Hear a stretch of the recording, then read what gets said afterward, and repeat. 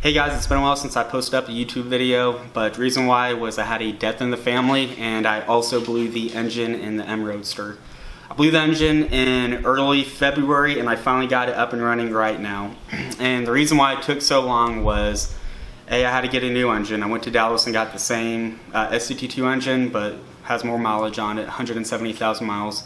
I got a Active Autowerke Stage 2 Supercharger kit. I got AA long tube headers, AA mid pipe, custom axle back, and a grip force clutch. And the clutch apparently got pretty good reviews from the people on the forums that were making similar power levels. But with that, I'm going to go over the heartaches that I had on this install. Just a few tidbits that I want you guys to have this information to make an informed decision on this this installation. Okay guys, right here is the overall finished product of this install kit. So the first thing that I really did not like was, you can kind of tell this headlight is not in appropriately, or like you should never have a gap where you can fit, 2 fingers, finger blasting your fucking girlfriend and shit. Should never have that. Reason why was the MAF sensor, you get a bigger one, I think it's like a 3-inch, and it has to be tucked down there. Right, here's the air filter, and it is a huge obstruction for the headlight, so you cannot put it in all the way. So I'm gonna have to figure out what the fuck to do. I'm thinking about getting a smaller coupling and kind of extend the MAF sensor down and maybe get some type of different like pod filter. I have no idea. Right here you can see the intercooler for the supercharger, the gear oil cooler that goes to the supercharger, keep all that stuff cool. In the back is the reservoir for that gear oil. Hoses are kind of dangling around. I might need to try to figure out that kind of crap. Another thing that sucked on this was all these little connections. Like this, it really wasn't clear on where the hell to mount this at, so just kind of have it dangling right now. But you have to install these T's and check valves on some of the vacuum lines, which would be basically a pain in the ass if you had to do it with the engine in the car and all that kind of crap. I had the engine out when I was doing some of the bolt-ons, and it made life a lot easier. Fuel injectors, I hate fucking doing them on this car just because it clips. I don't know a good way to do it, so that was a pain in the ass, but it was something that was you can easily achieve. Spark plugs were easy to do. Right here you can see the headers that I have. Comes with a cooling line, an aftermarket one for the power steering, since it usually is right up here. So that was a relocation. That was super easy to do. Next, I deleted the AC. As you can see, no compressor. Just did that just to save weight. Not really horsepower or nothing like that, but fuck it. This is going to be a drift car or autocross car or whatever I decide. I had to put back on the the clutch fan to help with the cooling because it was seeing a whole lot higher temperatures. That's something I probably need to change out to an electric fan, so if that does detonate, it does not fuck up everything in the radiator.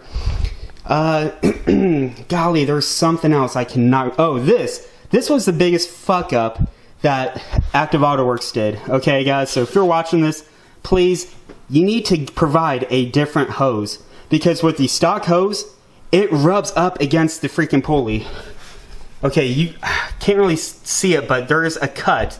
So I had to buy a aftermarket hose, cut it, and kind of make it work from AutoZone. So that was kind of bullshit when you spend a shit ton of money on this kit. The instructions on the kit overall were pretty good. I give it like a 7 or 8 out of 10. It really only took me about 2 weekends to get it all together. Not horrible. The piping sucks, but I think that's going to be a common factor on any supercharger kit. Definitely get some help with that. Everything you could do by yourself, but that you definitely need to get help on. Okay guys, to finish up on this video, this install was doable, okay? Ultimately, if you're way more mechanically savvy, this would be a lot easier, but if you don't know what the hell you're doing, like myself sometimes, it's achievable, okay? Just make sure you have plenty of time. Make sure your budget is a little bit bigger, because you will always have to, you know, buy tools, buy different shit that you were not expecting, and all that kind of crap. A few other takeaway notes. This is a big thing. The clutch on the car, I put it on, that was retardedly simple, okay? Especially when the engine was out of the car. It's just put it on, torque it, you're done. But there was no instructions on that grip force clutch. Their quality, golly, their customer service was horrible. You cannot contact them. Nobody answers, okay? There was no instructions on how to put on the clutch plate, okay? Because it's either, you know, you have one end has a longer hub, another one doesn't, and the consensus online was that hub, that longer extension, goes towards the gearbox. Well, that's how I installed it. It was very ambiguous. Wrong, that did not work. So once I had it, everything assembled and the shit put in, when I start the car up, it was making this really whiny scraping sound. It was awful.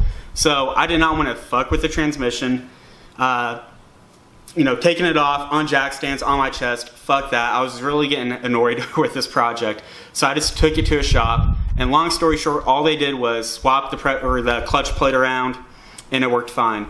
That extended hub was hitting, golly, it's like a collar or something that goes over the input shaft where the throwout bearing goes on. There was interference on that, okay? So grip force, apparently, good success from the people online.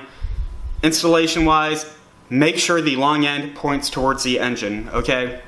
But you really can't fucking get too butthurt about it for a $450 clutch, but it still sucked that I had to spend a lot of money to take it to a shop for them to fucking swap it around.